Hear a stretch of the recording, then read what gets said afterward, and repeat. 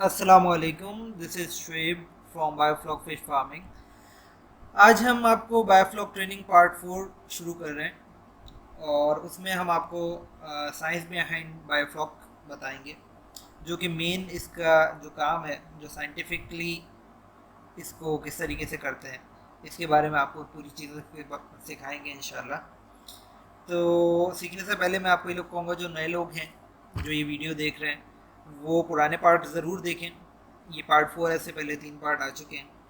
और इस चीज़ को समझें और दूसरों तक भी पहुंचाएं, शेयर करें। और लाजमी तौर पे इसको सब्सक्राइब कर लें, बेल आइकन दबा लें, ताकि नेक्स्ट पार्ट जब आपके पास आए तो आपको उसकी नोटिफिकेशन मिलती रहे। तो जी बिस्मिल्लाह करते हैं, शुरू करते हैं।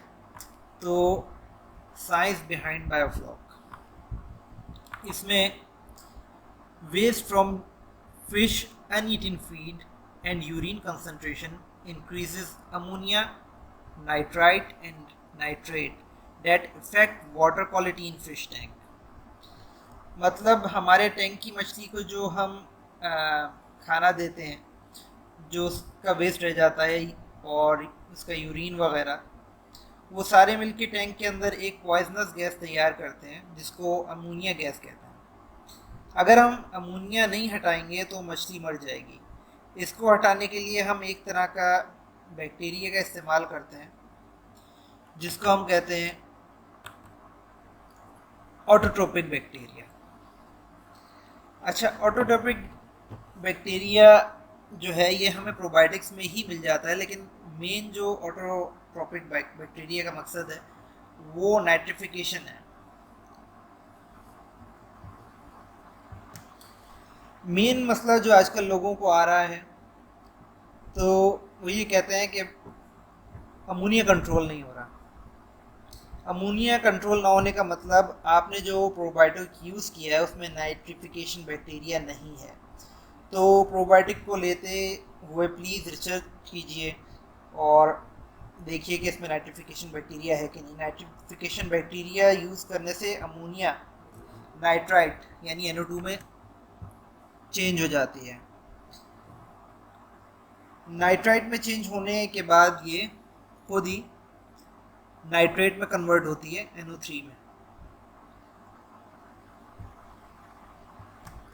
नाइट्राइट एक पॉइजन है, लेकिन नाइट्रेट पॉइजन नहीं है। लेकिन में नाइट्रेट को भी टैंक से निकालना पड़ता है, क्योंकि हम अगर इसको नाइट्रेट को नहीं निकालेंगे तो मछली खाना नहीं खाती और उसकी ग्रोथ भी नहीं होती, उसका साइज़ नहीं बढ़ता है। नाइट्रेट 10 ppm से ज़्यादा हो गया तो फिर मसला शुरू हो जाता है।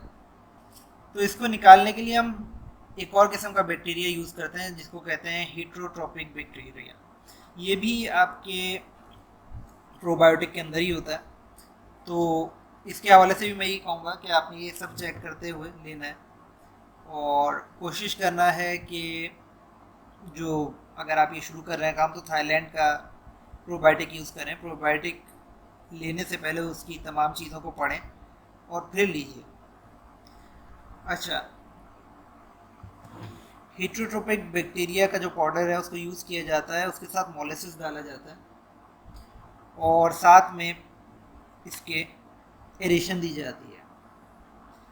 तो जैसे ये तीनों चीज़ें एक साथ मिल जाती हैं तो इन रिज़ल्ट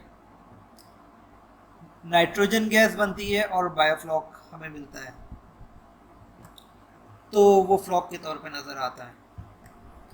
तो मॉरल ऑफ द स्टोरी ये है कि टैंक से अमोनिया को निकालने के लिए ऑटोट्रॉपिक बैक्टीरिया इस्तेमाल करते हैं, जो कि नाइट्रिफिकेशन बैक्टीरिया है। उससे अमोनिया पहले NO2 फिर NO3 में चेंज हो जाता है। NO3 को रिमूव करने के लिए हेट्रोट्रॉपिक बैक्टीरिया यूज़ करते हैं। कार्बन सोर्स के तौर पर मोलासिस डाला जाता है। एयर के लिए एरेशन यूज़ करते हैं। ये इन रिज़ल्ट नाइट्रोजन गैस और बायोफ्लॉक बनाता है। तो इस सिस्टम में हमें बहुत सारे माइक्रो ऑर्गेनिजम्स भी देखने को मिलते, micro organisms in biofloc system. ये जो आपको नज़र आ रहा है ये है इम्हॉफ कोन। तो इम्हॉफ कोन में जब आप फिर पानी जब ये तैयार हो जाता है, फ्लॉक बन जाता है, तो अगर आप उसमें से निकालते हैं तो जो नीचे बैठ जाएगा वो फ्लॉक है।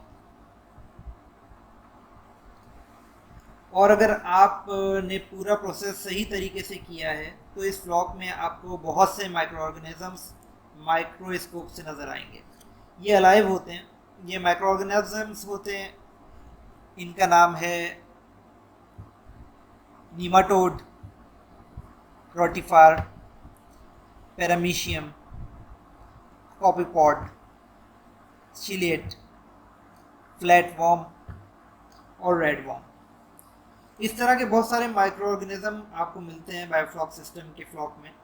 इनका काम क्या है कि ये एक तरह की ग्रुप ऑफ आर्मी है, और ये आर्मी आपके टैंक को सिक्योर करता है, और इन्हीं की वजह से बाहर से कोई डिजीज़ 100% नहीं आ सकती, क्योंकि जब टैंक में ये प्रोबायोटिक बैक्टीरिया एक्टिवेट होता है और मोलेसिस ऐड करने से मल्टीप्लाई हो जाता है, तो ये एक आर्मी की शक्ल इख्तियार कर लेता है। पर ये सब जब होता है जब आप साइंटिफिक तरीक़ों को फॉलो करते हैं। तो आज हमने आपको कोशिश की साइंस बिहाइंड बायोफ्लॉक बताने की, उसमें तमाम चीज़ें मेंशन कर दी हैं। कोई सवाल आपके जहन में आता है तो आप कमेंट कर सकते हैं, कुछ भी पूछना चाहें तो पूछ सकते हैं। इंशाल्लाह अगले पार्ट में हम सुटेबल कल्चर स्पीशीज़ सिखाएंगे, मतलब बायोफ्लॉक में कौन सी मछली कर सकते हैं और कौन सी मछली ज़्यादा प्रॉफिट देगी। ठीक है जी, इंशाल्लाह फिर नेक्स्ट पार्ट में मिलते हैं।